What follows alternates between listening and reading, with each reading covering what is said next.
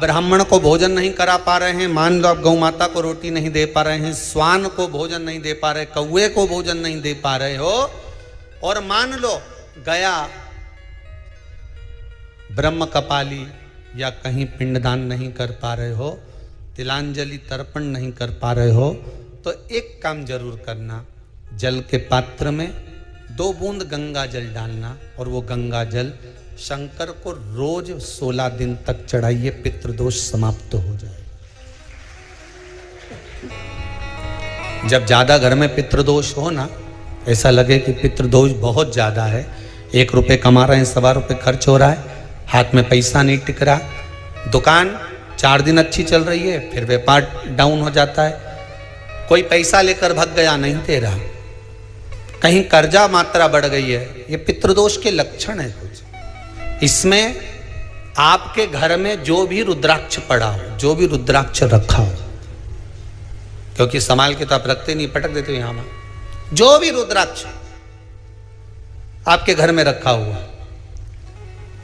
एक पानी के पात्र में उस रुद्राक्ष को डाल दीजिए, उसमें 1 चावल का दाना डाल दीजिए। महाराज, परिंदा जहां होता है, मटका, हंडा या रसोई घर में आपका जो पानी भरने का स्थान होता है, जिसको आरो वारो क्या क्या लगा के रखते हो, उसी के कहीं पास में उस कलश को रख दीजिए, ऊपर से उसको ढक दीजिए। शाम के समय, सुबह रखा 10 बजे से 12 बजे के बीच में, शाम के समय प्रदोष काल में भगवान शंकर का नाम स्मरण कर कर ओम नमः शिवाय बोलकर, श्री शिवाय नमस्तुभ्यम बोलकर, या महामृत्युंजय मंत्र का स्मरण कर कर, या गायत्री मंत्र का स्मरण कर कर, जो मंत्र आपकी बुद्धि में विवेक में समाहित हो, उस मंत्र का नाम लेकर राम कृष्ण हरि जो बोल सकते हो, एक घी का दिया अवश्य प्रज्वलित करें, लंबी बाती का। कौन सी बाती का? फूल बत्ती का नहीं, गोल बत्ती का नहीं, लंबी बाती का लगा। बत्ती का मुख दक्षिण की ओर, कहां पर होना चाहिए? दक्षिण की ओर, ना पूरब, ना पश्चिम, ना उत्तर। बत्ती का मुख कहां हो? दक्षिण की ओर।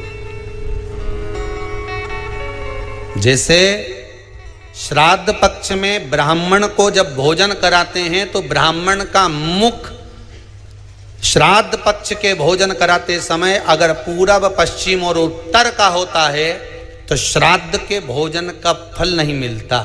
उसका मुख दक्षिण का होता है तो हमारे घर के जितने भी पितर उस तिथि में गए होते हैं सबको उसका भाग मिल जाता है और पितृदोष समाप्त हो जाता है। इसलिए ब्राह्मण का मुख श्राद्ध पक्ष में भोजन कराते समय दक्षिण का होना चाहिए।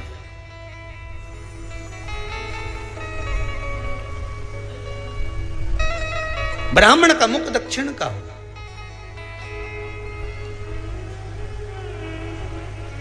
यहां तक शास्त्र कहता है महाराज, अगर गौ माता को श्राद्ध पक्ष में अगर भोजन दे रहे हो तो गाय का मुख अगर दक्षिण का है, गाय का, आपका मुख भले उत्तर का हो, गाय का मुख दक्षिण का हो, आपका मुख भले पूरा पश्चिम कहीं का, गाय का मुख अगर दक्षिण में है, अगर आपने दक्षिण में गाय को खड़ी कर रखा है और दक्षिण में उसका मुख और आप भोजन दे रहे हो तो शास्त्र कहता है कि किसी पिंड की जरूरत नहीं पड़ती, गाय स्वतः कल्याण कर देती है, गौ माता स्वतः कल्याण कर। दक्षिण मुखी हो तो दिए की जो बाती का मुख कहां होना चाहिए? दक्षिण का। और दक्षिण का मुख हमारा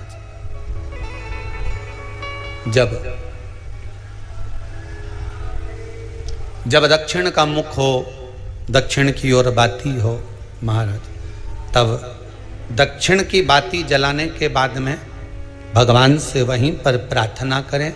जो कलश रखा है उसके ऊपर जो प्लेट रखी है, ढाका गया है, वहाँ अपना सीधा हाथ रखें और अपने पूर्वजों का, अपने पितरों का स्मरण करें कि मेरे धन को लेकर कोई चले गया, मेरा व्यापार ऐसा चल रहा है, मेरा घर में बच्चों का विवाह नहीं हो रहा, या घर में इतनी अशांति है या तकलीफ है या कष्ट है, ये सब का स्मरण कर कर उस कलश को रात्रि भर रखे रहने दें।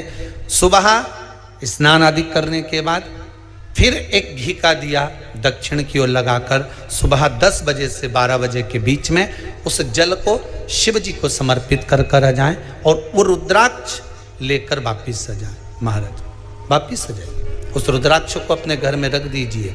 वर्ष भर वो रुद्राक्ष आपको कभी बीमारी से नहीं घिरने देगा, कभी किसी जगह खड्डे में नहीं जाने देगा, वो उन्नति की ओर ही बढ़ाएगा। भले कोई भी रुद्राक्ष हो, 1 मुखी से लेकर 14 मुखी, 20 मुखी, 18 मुखी, जो रुद्राक्ष आपके पास में, आप तो उसका स्मरण करिए।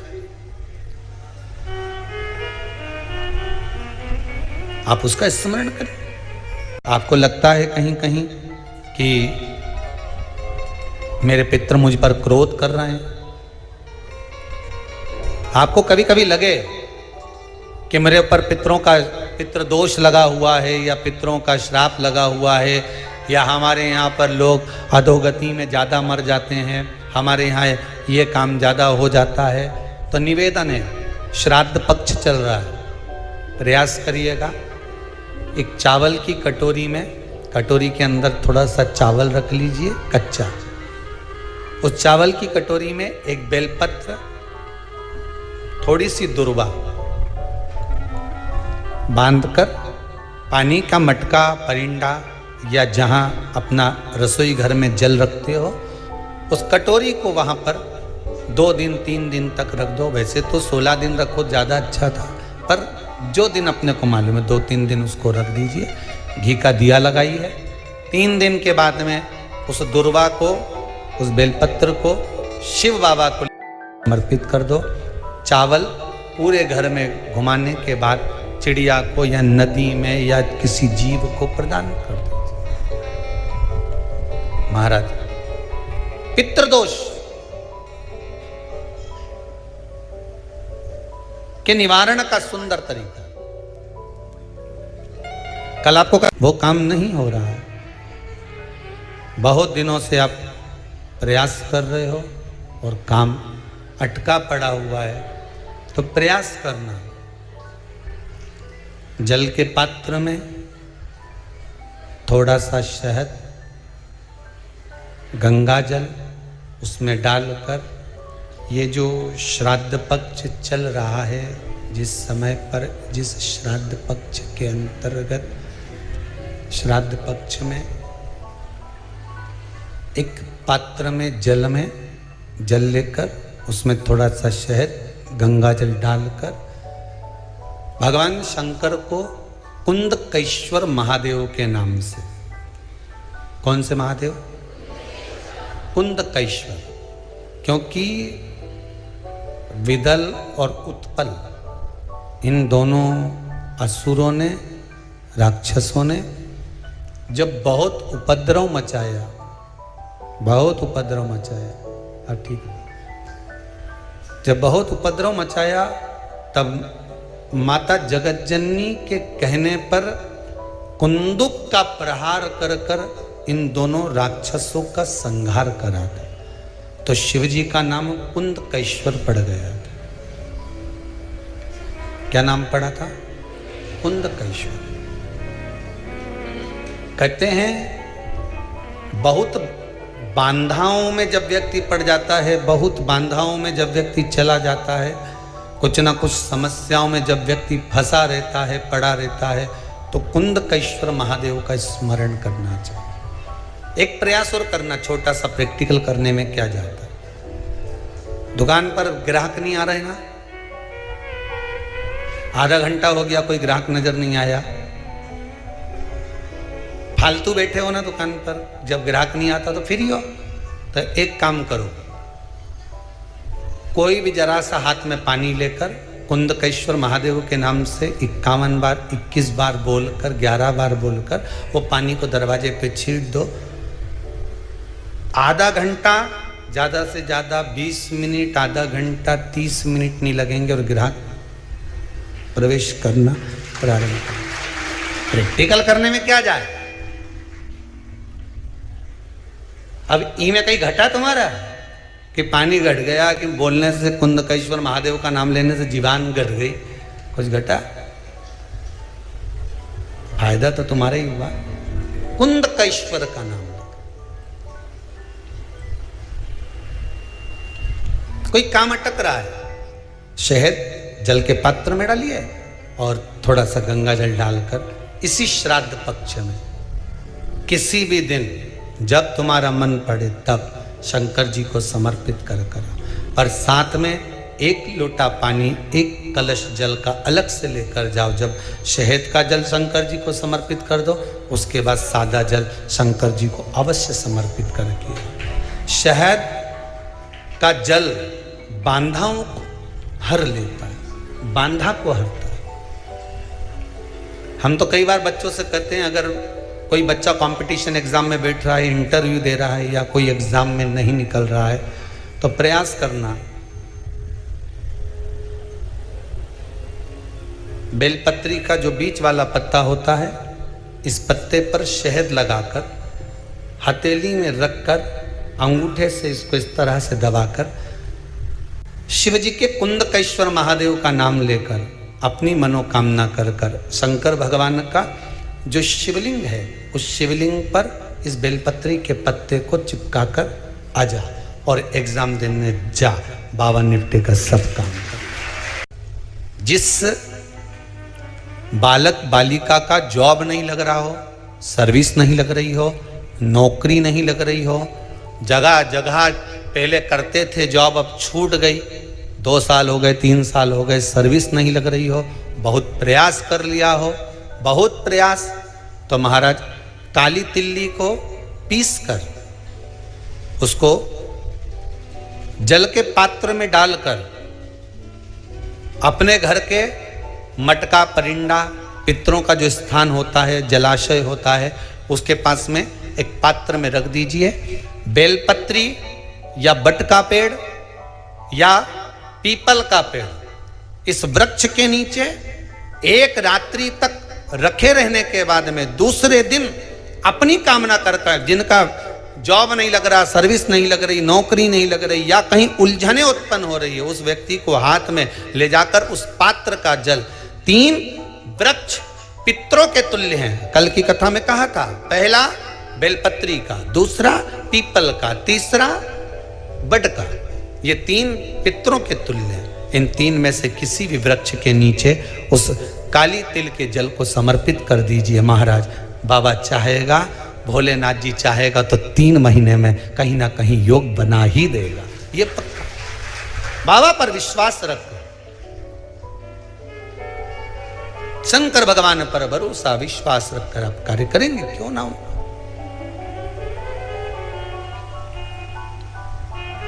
श्राद्ध पक्ष में महाराज पीपल के पेड़ के नीचे मात्र काली तिल्ली का पानी ही डाल देने से पितृदोष का निवारण हो जाता है।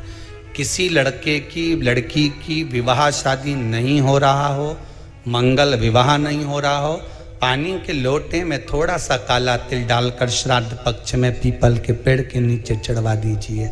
महाराज पितरों की शांति होती है, घर में मंगल कार्य होता है, मंगल कार्य हो जाता है, पितृदोष का निवारण होता है।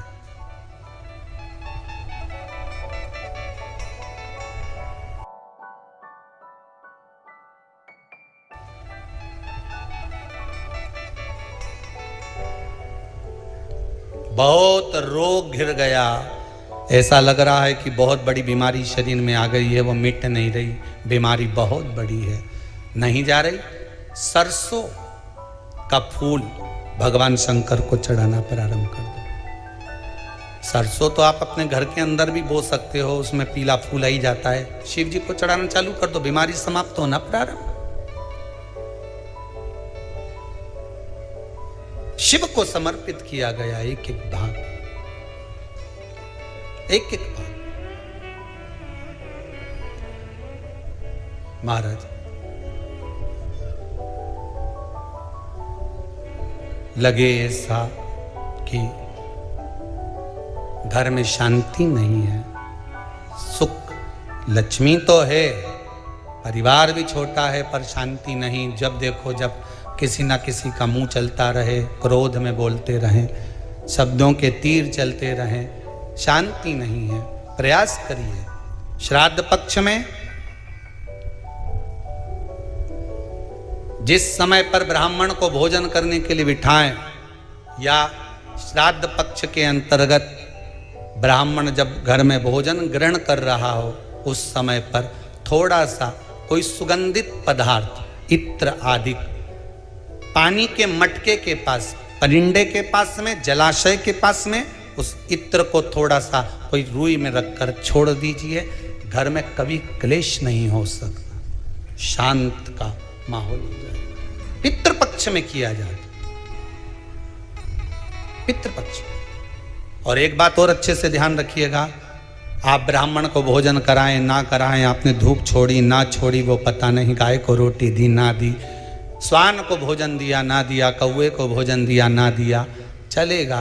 पर जिस दिन अमावस्या के दिन पितृपक्ष समाप्त हो, उस दिन प्रदोष काल में, प्रदोष के समय पर, प्रदोष काल में शाम के समय पर जाकर किसी भी नदी, तालाब, बावड़ी, कुआं, कहीं ना कहीं जो आपके पास में हो, वहां पर एक घी का दिया, बत्ती का मुंह दक्षिण की ओर कर कर अवश्य जला कर जाना। सारे पितृदोष समाप्त हो जाएगा, सारा पितृदोष समाप्त। अमावस्या के दिन किसी भी जलाशय के पास में, नदी, तालाब, बावड़ी, कुआं, जो आपके शहर में, आपके गांव में, आपके नगर में हो, वहां जाकर लगा दे। अगर नदी, तालाब, बावड़ी, कुआं नहीं है तो पीपल का वृक्ष हो या बेलपत्री का वृक्ष हो या बट का वृक्ष हो, उसके नीचे लगा दो प्रदोष काल में। पर अमावस्या के दिन लगाएं जरूर। क्यों?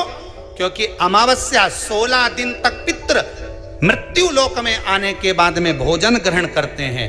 अमावस्या के दिन पितृ शाम के समय प्रदोष काल में शंकर भगवान का नाम जाप कर कर नदी, तालाब, बावड़ी पर पानी पीने जाते हैं। वहां से जल का आचमन कर कर पितृ अपने लोक को चले जाते हैं प्रदोष काल के समय पर। इसलिए प्रदोष काल में जलाशय के पास में, बावड़ी, कुआं, नदी, तालाब के किनारे पर दिया लगाया जाता है दक्षिण की ओर मुख कर कर बत्ती का। तो पितृ आशीर्वाद देते हुए जाते हैं कि फलो फूलो, आगे बढ़ो, उन्नति करो, तरक्की करो। ये पितरों का आशीर्वाद रहता है,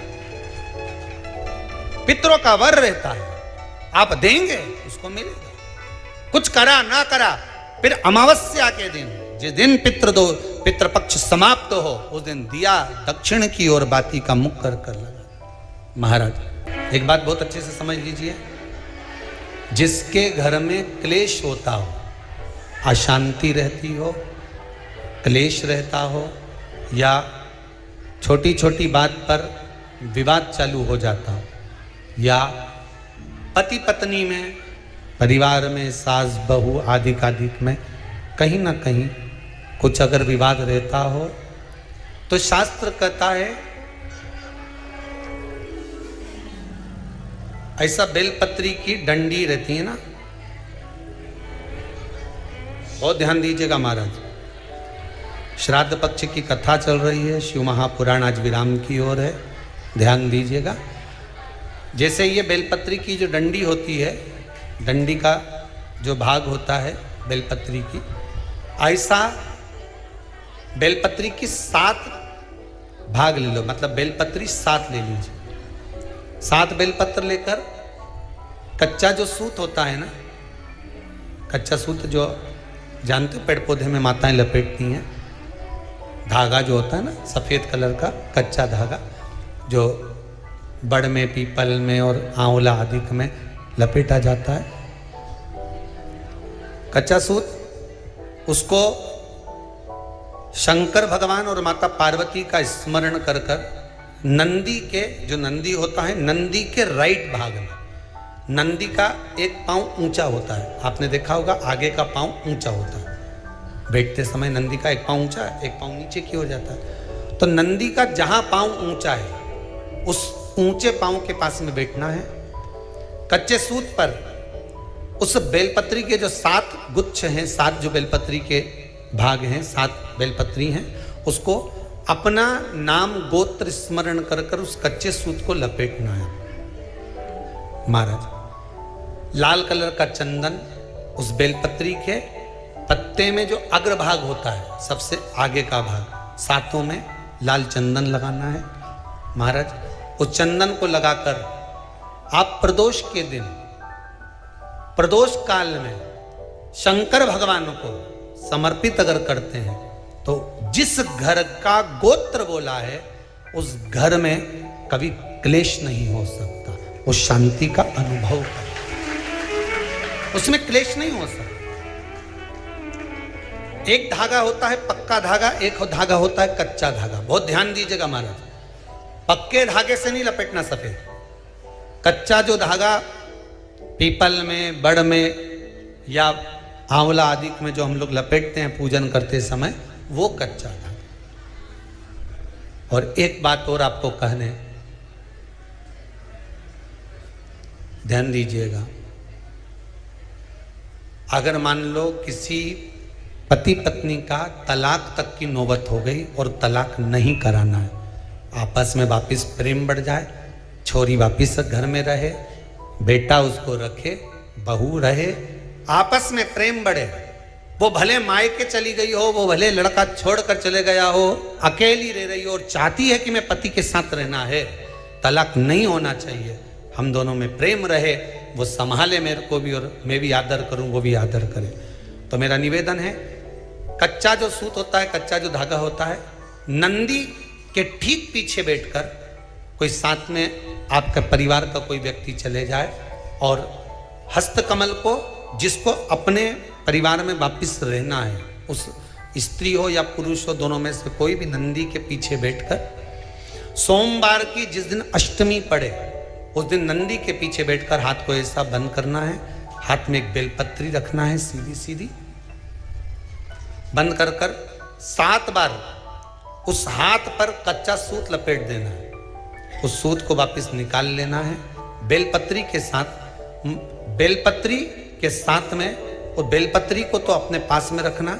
सबसे पहले माता पार्वती का जो हस्तकमल ऐसा होता है शिव मंदिर में, उस हस्तकमल में वो सूत जो आपके हाथ से निकला है वो उसमें डाल देना है, माँ जगत जननी से प्रार्थना कर कर, और जो बेलपत्री आपने संबंध को जोड़ने के लिए अपने हाथ में ली है वो शंकर भगवान के कटी भाग में, फिर निवेदन करूंगा कटी भाग को समझ लीजिए। ये शिवलिंग रखा है, जहां पर शंकर भगवान का शिवलिंग, माता पार्वती जी के हस्त कमल पर जो शिवलिंग रखा है, ये भाग कटी भाग कहलाता है। इस जगह पर जहां शंकर और पार्वती का मिलन हुआ है, उस जगह पर उस बेलपत्री को रख देना है। महाराज ज्यादा से ज्यादा 3-4 महीने लगते हैं, दोनों में वापस प्रेम बढ़ जाता है, दोनों एक हो जाते हैं। तलाक तक बात चल भी रही हो तो वो तलाक समाप्त हो जाता है, प्रेम, करुणा, आसक्ति, स्नेह बढ़ जाता है। संबंध टूटने की कतार पर एक बार माता पार्वती को समर्पित तो करो अपना संबंध कि मां अब तुझे नहीं भाना, माना मैंने अपशब्द कह दिया होगा, माना मेरी गलती होगी, थोड़ी गलती उनकी भी होगी, पर दोनों की गलती है माँ, अब इस संबंध को तुझे निभाना। जब कच्चा सूत माता के हाथ में रखो तब माता को विनती करना, इस संबंध की डोरी अब तेरे को दे दी, दीन बंधु दीनानाथ मेरी डोरी तेरे हाथ, अब यह डोरी मैंने तुमको दे दी है, अब यह संबंध आपको निभाना है, अब ये संबंध मेरा नहीं।